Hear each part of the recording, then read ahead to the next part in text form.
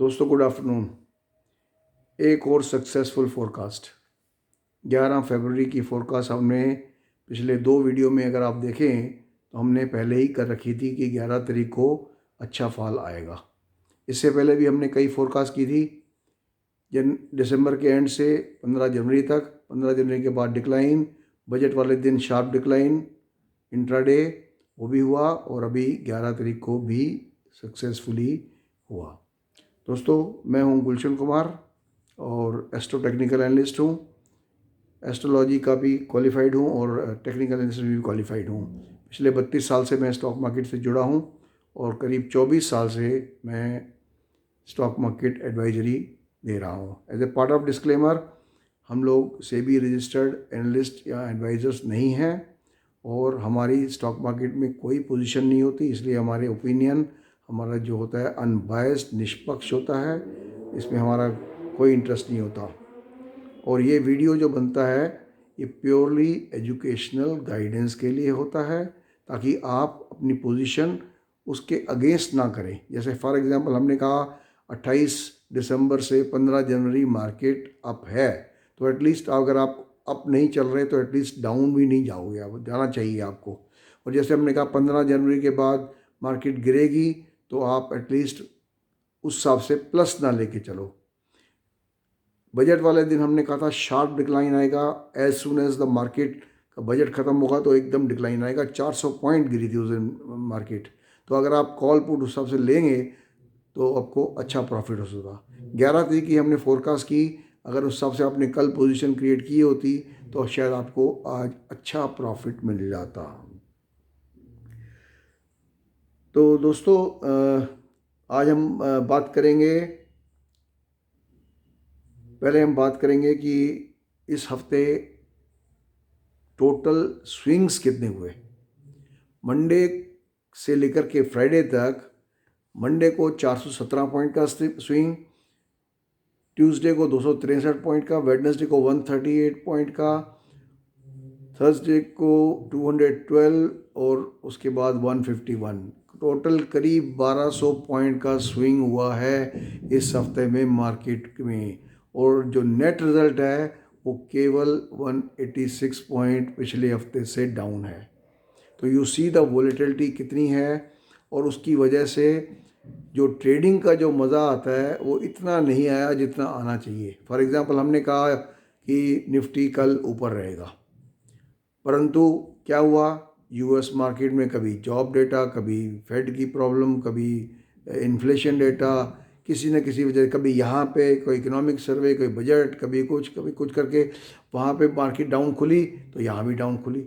तो उस चक्कर में क्या हुआ कि लोगों ने उतना प्रॉफिट नहीं कमा पाए, डर के मारे। फियर जो था एक कि हम कह रहे थे राइज है और वो मार्केट खुली डाउन।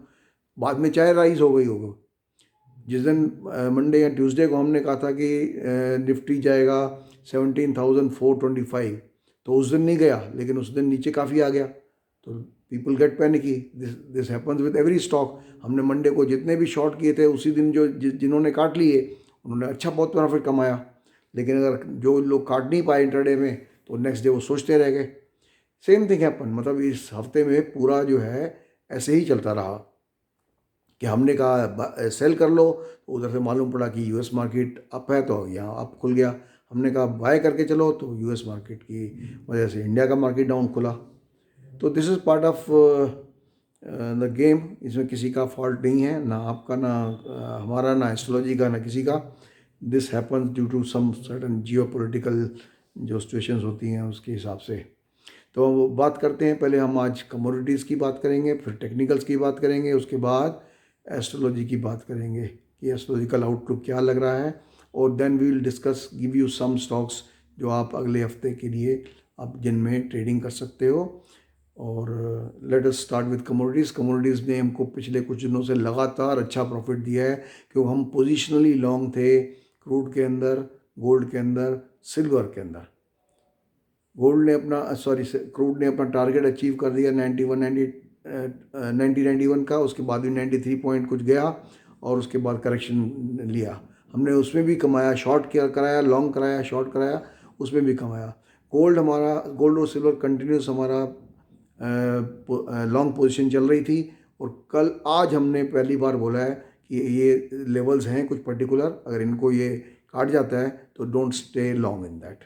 हालांकि जो रेंज है जिसमें गोल्ड मान लो घूम रहा है अभी, हमने टारगेट दिया था $1855 का, तो कल इसने 1843 टच किया, लेकिन उसके बाद डिक्लाइन आ गया in line with the US market जो है। सिमिलरली सिल्वर का हमने टारगेट दिया था 23.75, कल उसने 23.73 या कुछ टच किया, just few cents short of the target.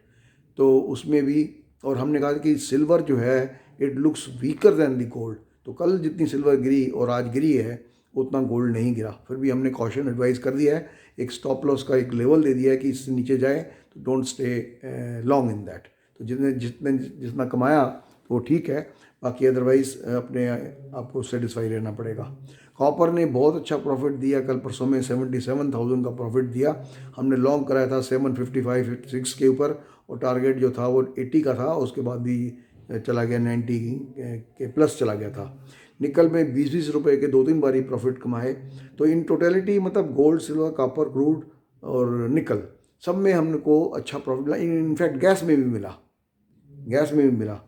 तो जिंक में और एल्यूमिनियम में हमने काम नहीं किया, तो उसमें नहीं करा, गैस में भी प्रॉफिट मिला।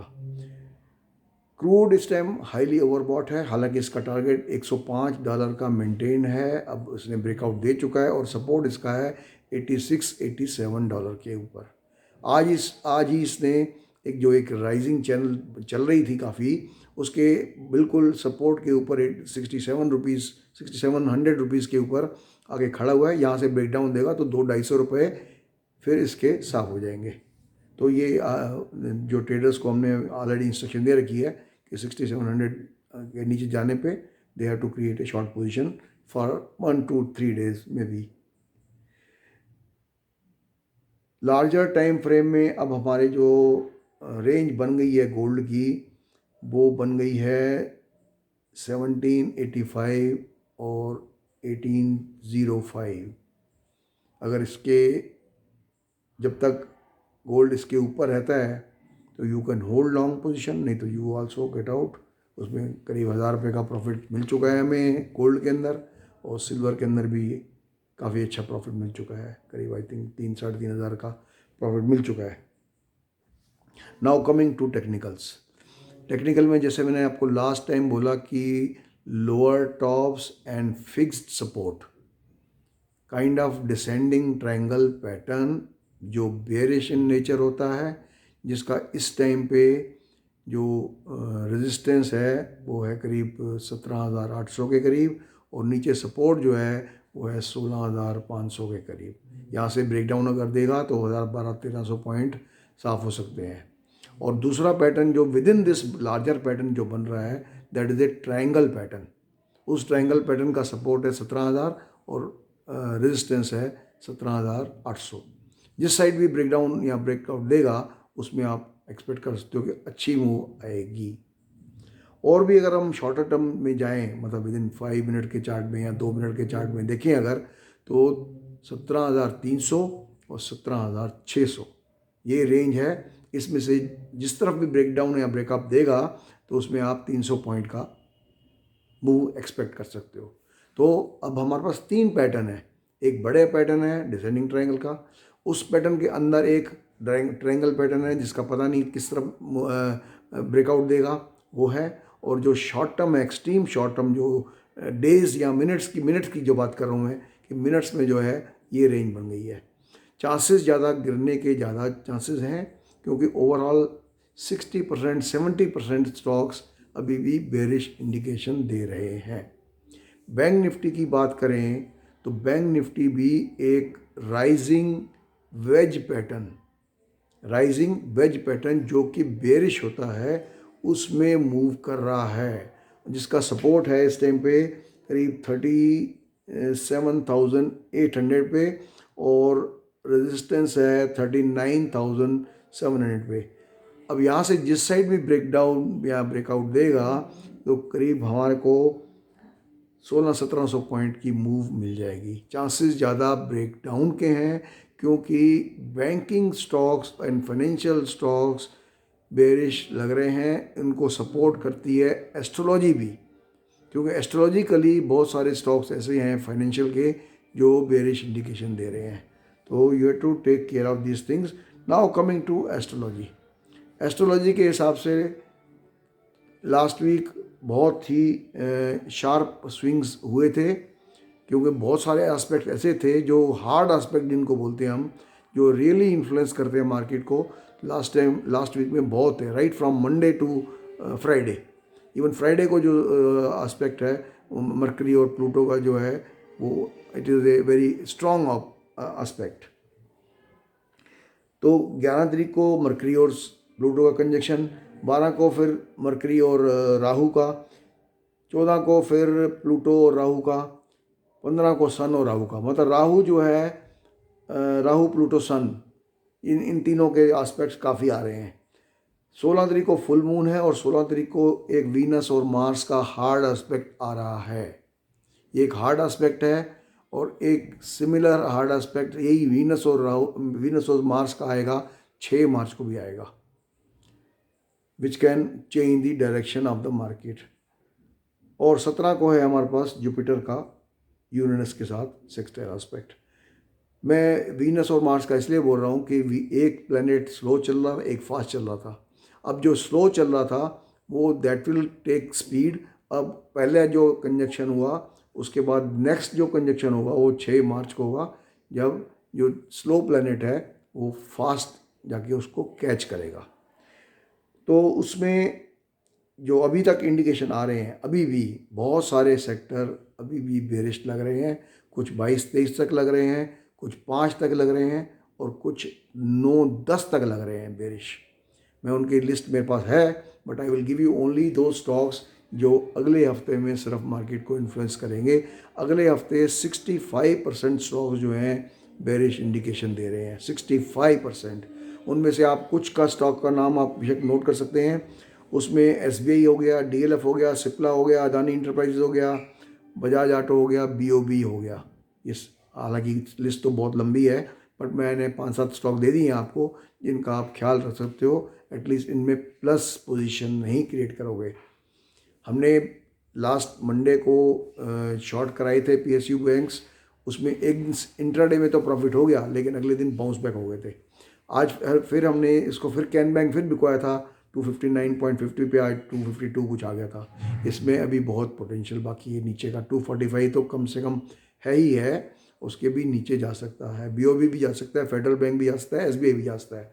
तो in nutshell financial and banks are looking more weaker than any other sector. Weaker sector में कुछ ऑटो भी हैं, कुछ स्टील भी हैं, कुछ फार्मा भी हैं और बाकी सेक्टर भी, शुगर भी है। Then there are some other sectors also जो शायद थोड़े डिफाई कर जाएं। उनमें IT है, पावर है, शायद डिफाई कर जाए। और यहाँ सिलेक्ट फाइनेंशियल स्टॉक भी हैं जो डिफाई कर जाएं। तो दोस्तों ये हमारे इस वीक का एनालिसिस था। अगले वीडियो में मैं शायद संडे को आपको लिस्ट ऑफ दी स्टॉक्स जो पॉजिटिव उसमें हैं और जिनको हम पोजीशन क्रिएट कर सकते हैं for 2-3 weeks on delivery basis और इन F&O जैसे भी है, और कुछ जो गिरने वाले स्टॉक हैं वो बताऊंगा मैं। तो दोस्तों अगर आपको ये वीडियो अच्छा लगा तो डेफिनेटली आप इसको शेयर कीजिए, सब्सक्राइब कीजिए। और दूसरी बात इम्पॉर्टेंट जो मैं हर बार ही बोलता हूँ, हॉरोस्कोप दिखाना बहुत ज़रूरी है। Don't under estimate it. आप लाखों रुपए गंवा रहे हो, हज़ारों रुपए गंवा रहे हो या कितने गंवा रहे हो मुझे पता नहीं है। हमारे पास आओगे तो आपको एक बिल्कुल ही निष्पक्ष अनबायस्ड ओपिनियन मिलेगा कि आपके हॉरोस्कोप में आप गेन कर सकते हो या नहीं। अनलाइक जो दूसरे एस्ट्रोलॉजर होते हैं जो आपको पूजा पाठ कराएंगे, आपको नकली स्टोन पकड़ाएंगे, नकली रुद्राक्ष पकड़ा देंगे, आपको क्या क्या करेंगे कुछ पता नहीं है, ग्रह नक्षत्रों की शांति के नाम के ऊपर करेंगे। तो प्लीज़ 1000-2000 खर्च करो पहले, बजाय अपने लाखों रुपए गंवाने के, वो ज़्यादा अच्छा है। इम्पॉर्टेंस ऑफ स्टॉप लॉस बहुत ज़रूरी है, आप बहुत ज़रूरी है। अगर आप स्टॉप लॉस नहीं लगाओगे तो किसी दिन जैसे बजट वाले दिन 400 पॉइंट गिरी मार्केट, या जैसे कल गिरी ओवरनाइट थर्सडे को ऊपर बंद होने के बाद सीधा 300 पॉइंट 250 पॉइंट नीचे खुली और नीचे गई, ऐसे ही आपको नुकसान हो सकता है। बिना अगर आप स्टॉप लॉस के काम करोगे तो। कई लोग हैं हमारे अपने ही सब्सक्राइबर हैं जो स्टॉप लॉस नहीं यूज़ करते किसी वजह से, फिर पूछते हैं जी आपने 15 तारीख को ऐसा कहा था, 20 को ऐसा कहा था। मैंने कहा जब कहा था तो साथ में एक स्टॉप लॉस दिया था। हमारी हर कॉल के अंदर, चाहे वो ट्रेडिंग कॉल हो या इन्वेस्टमेंट कॉल हो, स्टॉप लॉस हम देते ही देते हैं। जहाँ तुम्हारे को पॉसिबल नहीं है स्टॉप लॉस लगाना तो प्लीज़ हेजिंग के लिए आप कॉल पुट का ले लो या बेच दो, कुछ भी करो, वो बेटर रहेगा। कॉल पुट के नाम पे मुझे याद आया कि हमने जो पुट्स बिकवाई, कॉल्स बिकवाई थी, उनका क्या हाल हो रखा है। 18,200 की कॉल, फिर उसके बाद 18,000 की कॉल, उसके बाद 17,400 की कॉल, तीनों ने अच्छा प्रॉफिट दिया है इस। और कल हम पुट भी ले गए थे, पर कल वो पुट ने भी एक दिन के लिए, मैंने पहले क्लियर बोला you are buying for only 1 day, क्योंकि जब बाय करूंगा मैं कॉल या पुट तो आई विल बाय फॉर 1 और 2 days only, not beyond that. Otherwise I will prefer to sell call और सेल पुट ओनली।